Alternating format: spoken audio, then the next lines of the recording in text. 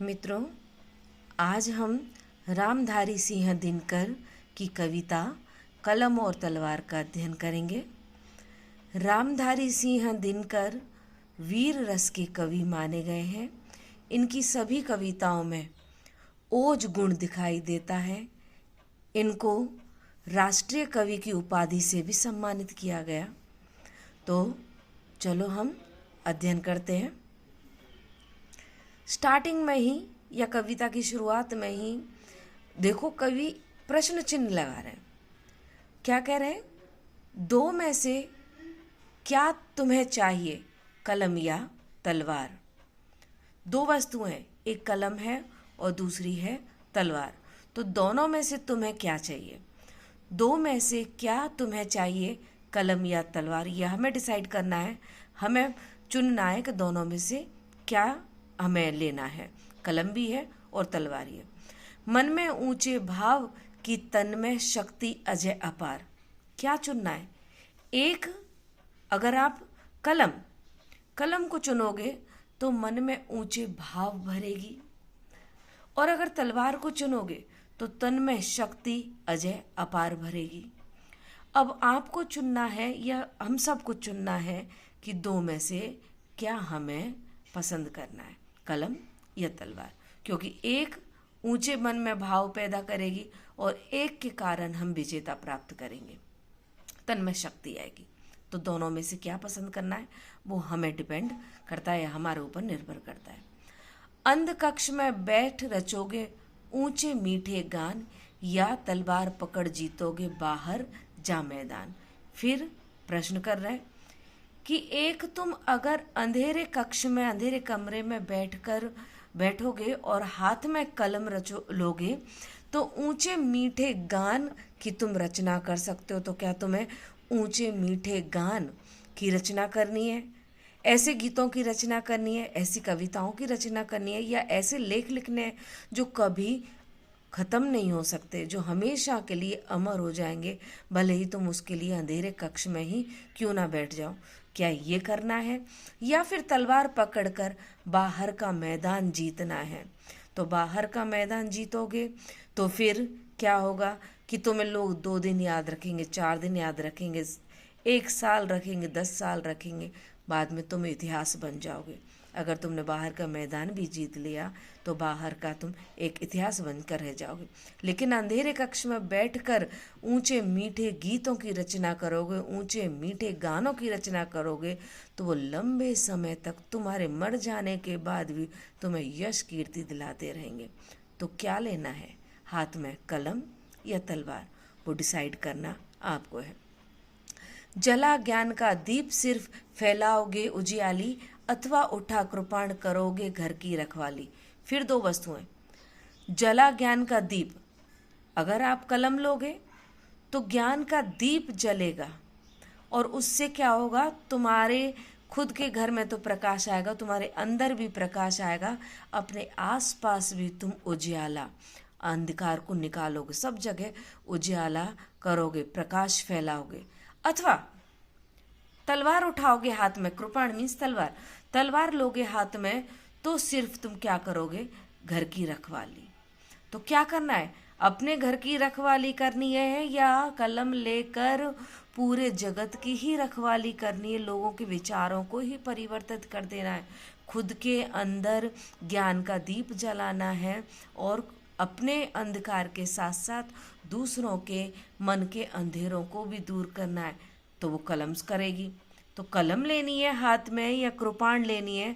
कृपाण लोगे अर्थात तलवार लोगे तो वो सिर्फ घर की रखवाली करेगी और वो कुछ नहीं करेगी। नेक्स्ट पंक्ति देखते हैं। कलम देश की बड़ी शक्ति है, भाव जगाने वाली, दिल में ही नहीं दिमागों में भी आग लगाने वाले। कलम को कवि ने देश की बड़ी शक्ति माना है।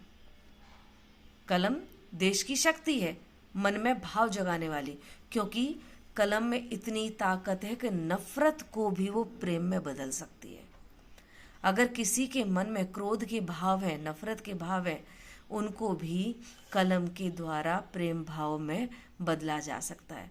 तो कलम है वो देश की बड़ी ताकत है, क्योंकि कहते हैं ना कि कलम का घाव लगता है ना, वो भरता नहीं है, तलवार का घाव भर जाता है। तो कलम देश की सबसे बड़ी ताकत है। वो मन में भाव जगाएगी और दिल में ही नहीं, दिमागों में भी आग लगाने वाली। वो सिर्फ दिल में ही नहीं, दिमागों में भी आग लगा देती, विचारों में परिवर्तन लाने की जो ताकत रखती है वो कलम है। तो क्या पसंद करोगे, कलम या फिर तलवार? पैदा करती कलम विचारों के जलते अंगारे, और प्रज्वलित प्राण देश क्या कभी मरेगा मारे। कलम है वो विचारों के जलते हुए अंगारे पैदा करती है। व्यक्ति जिसके हाथ में कलम है उसके विचार तो अंगारे जैसे होते ही हैं, लेकिन वो अपने विचारों से, अंगारे जैसे विचारों से दूसरों के मन में भी विचार पैदा कर सकते हैं, सोचने समझने की शक्ति को भी परिवर्तित कर सकते हैं। कौन कर सकती है? कलम। कलम से विचार आएंगे, विचार है मन में, उनको लिखेंगे किससे? कलम से। तो मान के चलो कि मेरे मन में जो विचार है वो मैंने कलम से लिखे, वो आप तक पहुंचेंगे तो वो कलम के द्वारा ही पहुंचे ना। तो जो क्या होगा, उससे परिवर्तन आएगा। जलते हुए अंगारे पैदा करती कलम विचारों के जलते अंगारे, और प्रज्वलित प्राण, और मन में जो प्रज्वलित प्राण है, जलते अंगारे हैं, जिस देश के युवाओं के मन में यह जो प्राण है, जो प्रज्वलित है, अंगारे जल रहे हैं, ऐसा देश कभी नहीं मर सकता। कोई भी क्यों ना आ जाए, बड़े से बड़ा तलवारधारी क्यों ना आ जाए, कितनी भी बड़ी शक्तिशाली देश क्यों ना आ जाए, लेकिन अगर कोई एक छोटा सा देश है और उसकी प्रजा के हाथ में कलम है और कलम के द्वारा जलते हुए अंगारे जैसे विचार हैं, प्रज्वलित प्राण है, तो वो देश कभी खत्म नहीं हो सकता है।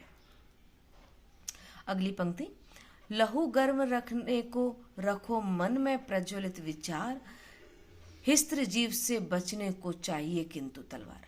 अगर तुम्हें अपना लहू गर्म रखना है, खून गर्म रखना है, रक्त गर्म रखना है, हमेशा अपने आप को विजयी बनाने का भाव रखना है कि हर हाल में मैं विजय हो सकता हूँ या फिर सफलता मुझे ही मिलेगी हर हाल में, ऐसा जो भाव गर्म खून मन में रखना है, तो उसके लिए तुम्हें क्या लेना होगा? कलम लेनी होगी हाथ में। और अगर तुम्हें जो हिंसक प्राणी हैं उनसे बचने के लिए तुम्हें चाहिए तो तलवार ले सकते हो। हिंसक जीवों से अपनी रक्षा करनी है तो सिर्फ तुम तलवार ले सकते हो हाथ में।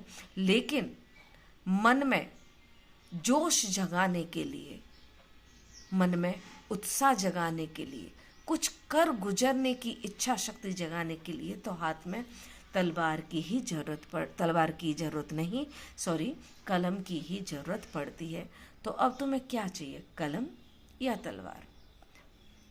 और भी भेद बता रहे हैं कवि कि एक भेद और, जहाँ निर्भय होते नर नारी, कलम उगलती आग, जहाँ अक्षर बनते चिंगारी। ये सबसे बड़ी जो अंतर है दोनों में, ये सबसे बड़ा अंतर है कि एक और भेद है। भेद मीन्स अंतर, डिफरेंस, कि अगर किसी भी नर या नारी के हाथ में तलवार नहीं कलम होगी तो नर नारी सब निर्भय बन जाएंगे, बराबर निर्भय बन जाएंगे। क्योंकि कलम क्या उगलती है? आग उगलती है। जहाँ अक्षर क्या बन जाते हैं? अंगारे बन जाते हैं। देखते हैं ना, हम पढ़ते हैं ना, बहुत सारी जगह हम पढ़ते हैं कि जो किसी ने लिखा उसके विचारों से ऐसे हमारे मन में एक बिजली सी कौंध जाती है कि हम अपने जो विचार हैं वो परिवर्तित कर देते हैं। वो किसके कारण हुए? वो कलम के कारण हुए। एक ही भेद है कि एक कलम से नर नारी सारे के सारे निर्भय बन सकते हैं, क्योंकि जो कलम की ताकत है वो सबसे बड़ी ताकत है। और कलम क्या उगलती है? आग उगलती है, जहाँ अक्षर बनते चिंगारी, जिसके कारण जहाँ मनुष्यों के भीतर हरदम जलते शोले, मनुष्यों के भीतर हरदम शोले जलते, किसके कारण? कलम के कारण। कलम है हाथ में तो सब कुछ है, वरना कुछ भी नहीं है। तो मित्रों, अभी तुम्हें डिसाइड करना है कि कलम हाथ में लेनी है या तलवार हाथ में पकड़नी है। कवि ने हमें बहुत अच्छे से समझाया है कि एक कलम का काम तो क्या है और तलवार का काम क्या है।